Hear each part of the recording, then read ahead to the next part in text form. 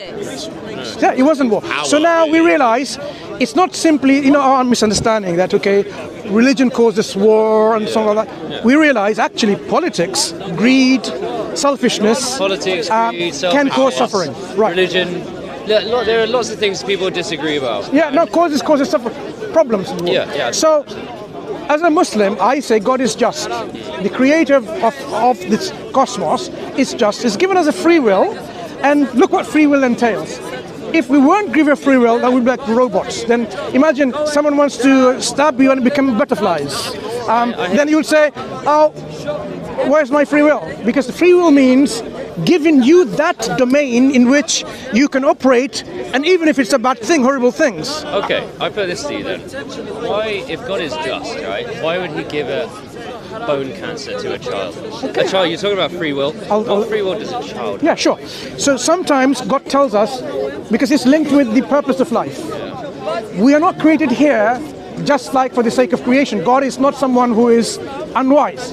So he created other creations even before us, and created us as well, and he created us with free will, intellect, faculty of knowing right from wrong, good from bad, and so on, and for a reason. Not that we are here, we live, and then we die, and that's it.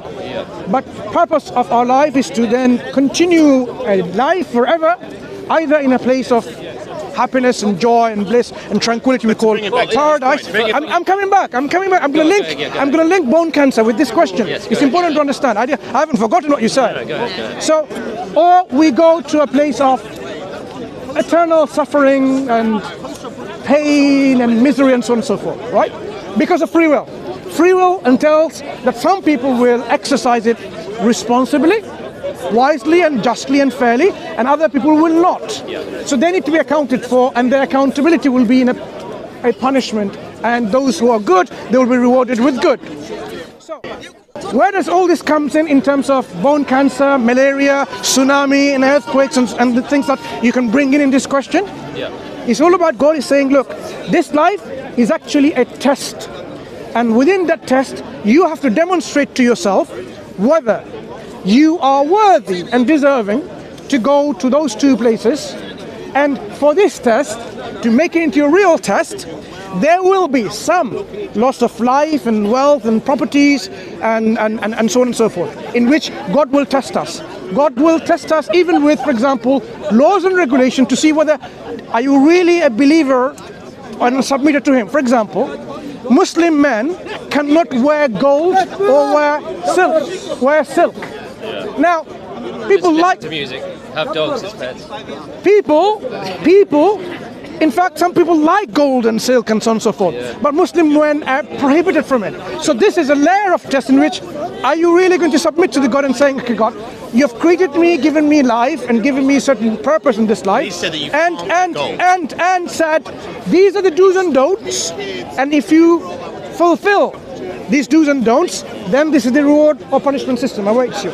So part of this is this challenges in life in which we are said don't do this, as you said, don't drink alcohol, for example. And in fact, just to come back on the side point, I'll come back to bone cancer. Remind me if I forget, right, please, Please remind me if I forget about bone cancer. About alcohol, when God prohibits us from something, it's actually good for us. God, out of all dietary stuff, what we can eat and drink, he only prohibits only a few things. All the rest of the things are okay. Okay, you can have it. Few things he prohibits, and it tells us things which were not good for us, not pure, not good for us, he prohibited from. For example, alcohol, the chemical poison that we're supposed to drink, ethanol. Delicious beverage. Yeah. What it does, it actually impairs your judgment. And if I want to give some statistics from UK, the most of the domestic violence happens under the influence of alcohol. The people, I work in a hospital, so now you realize why I'm talking about these statistics. In A&E, domestic violence, people come because they're under the influence of alcohol. Yeah. So alcohol has a lot of problem causing. Yeah, of course. It might give you certain immediate pleasure, doesn't it? Alcohol you drink, it And makes luck. you and it gives you something like, because you forget about it, because of what's happened, that it does. Islam tells us, look, the reason why some things are prohibited from it, of course, ultimately it's not good for you, even though there might be some goodness in it. But the ultimate good and bad, when you outweigh them, the evil, the bad, outweighs the good. Yeah. So God says, not good for you. There are lots of Coming back to God, there are lots of other things that are forbidden that I would argue are not. Give me an example, then we can talk about it. But we're not talking about bone cancer, but give an example. What's the issue with pork? Sure. So, like dogs being... Yeah, why do you guys hate that? No. It's not about the sweetest animal. It's not about. What do you eat? Worms. Huh? Worms. I mean, Some people do. If it was fried up, maybe Okay. give it a go. But you don't normally. I ate insects in Thailand. They weren't very tasty. What about cockroaches? I've eaten insects in Thailand. They were not tasty. They were not. Do you eat cockroaches? Shelly. Right. Like an egg So shell. there are certain things people themselves have restricted, depending I on. don't tell anyone they shouldn't be allowed to eat cockroaches. And that's very different. Saying I wouldn't and saying somebody else is forbidden. No, Very fair enough. different things. No. I don't agree with forbidding other That's fair enough. But what I'm saying is, our Creator, who created us, knows us better than we know ourselves. So He told us there are things that you should avoid, like eating, out of these few reasons, blood, dead animals. Yeah. So animals that has claws and so on and so forth, right? And of course that includes pork, pig or pork, whatever you call it. So you can see with claws. animals that has claws. cloven hoof. But So cows have a cloven hoof. no, they have. they have a They don't have full- claws. Do they? Apparently. Oh, you haven't seen a cow? I know. I mean, I know that they have a full hoof, and I guess what is it? The split? Is it the split that you have in a pig? Yeah, he's talking versus about an- No. It has separate, Pig like- is not because of claws. I am saying the categories that the Creator's given us prohibitions of. They seem kind of arbitrary. Can we talk about this one? Jews, they don't eat prawns and shellfish. Sure. So let's talk about this. Why the Shia No. Muslim don't eat rabbits? Fair enough. It does seem a little bit like Yeah, this animal. that's it. You know what I mean? Like- Yeah. I will answer if you're listening. Yes, please. Yeah. So the dietary prohibition comes from the all-wise God who knows what is better for us and what's not. So the Okay? rabbit is not good. I'm not going to be able to answer if you are not able to listen. Yeah, but the Jews this received. Do you know what you're doing? From God. My friend, do you know what you're doing? Sorry. Jews, No, they received- don't say sorry and keep on talking. The Torah was revealed by God according to the Jews. I think this man has let the guy finish his point. What I I- think he has a fair point. what- though, what I'm 'cause he's saying the is- same thing just from a different animal. No. Yeah. What's the What difference? I'm saying, I'm about to answer his questions, and he needs to listen. Like you are listening, like a real gentleman and a real lady. We only got a few more minutes. I know you do. Please. We haven't got all time, neither have I, right? So, dietary restrictions are given for a reason, some of which the wisdom we may know and may be provided, other may not be provided, for example.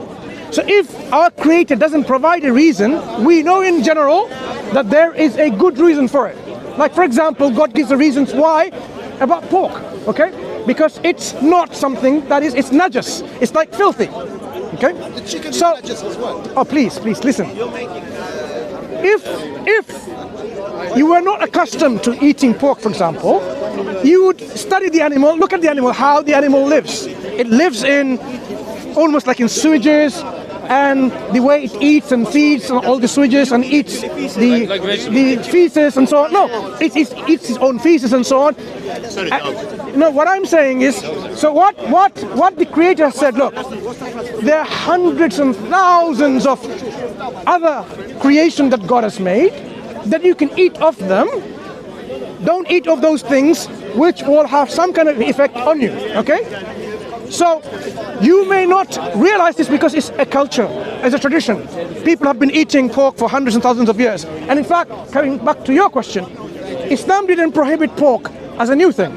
It was already a prohibition from God to the Jewish people, long time ago. Yeah, and they still to this day they don't eat pork. no, they Okay, don't, that's right? It's still to this day. So, and various others. So something could be prohibited as a test to see whether you actually follow the commands of God or not, or you really say and you don't mean it. Do you actually mean it when you say, "Oh, I submit"? Submission needs to be demonstrated with your limbs, with your actions. So Some things, God has provided reasons. Other things, if the reasons are provided, we can still know that they are not good for us. Okay? Bone cancer, let's come back to that. Yes. What's wrong? What did the child do? Yeah, what test is this for the No. What did the child do? We say child didn't do anything. This child will have its own way of getting into heaven or not by God's justice in the day of judgment. God is not going to be unjust to a child who has not developed the faculty of intellect, knowing good or bad. That is unjust. No, what I'm saying, this child having this suffering now is a test for the parents and the families. If he hasn't got Look, parents, what you don't realize is this. he's in Okay? No. You can disagree, but think about this. If, for example, I want to go to a gym and I want to build a body with my muscles, I have to endure some sufferings, pain. Now that pain will give me some gain. Damn right. At the end of the day. So that pain is not a bad thing necessarily. You can you can justify your own suffering. No, please. I will not justify the suffering. I will talk about the child in a second. So this pain that one undergoes, it's not necessary. In fact, pain in general is actually a good thing to have. Pain, no gain. If there was no pain, imagine now, I put my hand in behind and the fire was consuming a hand, it burned, let me finish. And my hand is all burnt up to the shoulder. I didn't realize it because I have no pain. It would be bad for me. So when I have a pain and I put my hand in a hot stuff or fire, I will retract because it's telling me something is not good for me. So pain is good for me, right? Yeah. Right. A child, when it suffers, it's not good for the child. I agree with you. But what am I saying is this: that child, for that, you're not really like a gentleman like them. Try to be a gentleman like them. Yeah? I'm answering your question. Try to be a gentleman like them. Okay, look, I'm not being racist, but I'm being vocally straight and blunt. Try to be a gentleman like them. So, being racist? I am saying try to be a gentleman like them. So let me continue. Bring the race car. The child, because you might say so, because you're not white like them.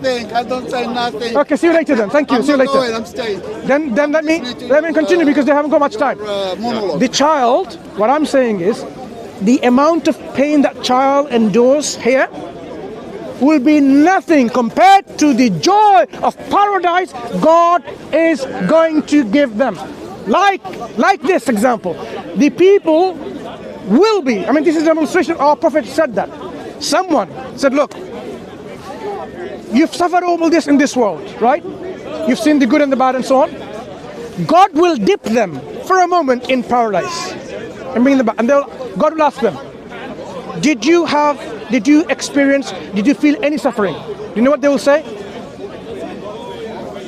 One dip on heaven in paradise, they will say, we never experienced any suffering.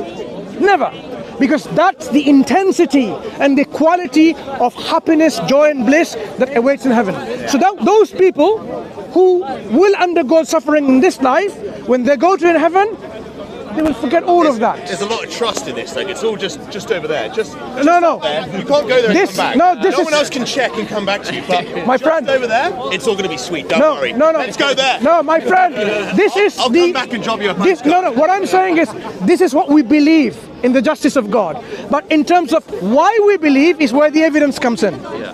You can't just believe because this guy in Speaker's Corner who talked about, in the conversation about your grandfather suddenly says believe in it. You can't believe in like that. You have to believe based on what makes sense to you and what evidence is satisfactory to you. So that's why we say, when we as Muslims talk about this belief, we say, look, God has sent from His mercy and justice a scripture, a book of guidance, along with raising a prophet, a messenger, to convey this guidance in a way that people could understand and appreciate. So last prophet, being the last prophet and messenger, his name is Muhammad, upon him be peace, sallallahu alayhi wasallam, and he brought the Quran. This Quran not only is a guidance, but a proof and evidence for its own guidance. That's what we are after, because if a book simply claims it's from God, why should I believe in it? Imagine the author of Harry Potter wrote high report of is from God, I wouldn't believe in it. Listen, I appreciate you making your point, my man. Thank you so much for your time. Anyway, Yeah. it was lovely talking to you. Lovely talking to you as well. Nice talking to you. Perhaps we can talk again another time. Do you have a copy of the Quran? Have you ever read the Quran? I do have a copy. I have one. I have read some of it. No, I have one. I can give it to you. Can I give another one? Because we could not. Very much, my friend. Thank you for your time. You take care. Yeah, thank you. I want to give you a copy. What I'm saying is, because we haven't talked about the proof and evidence for the Quran, let the Quran speak for itself. What's the evidence is in there? Thank you. All the best. Appreciate that. Take care. What's Islam's view of heaven? Talks about Islam views heaven is you will get whatever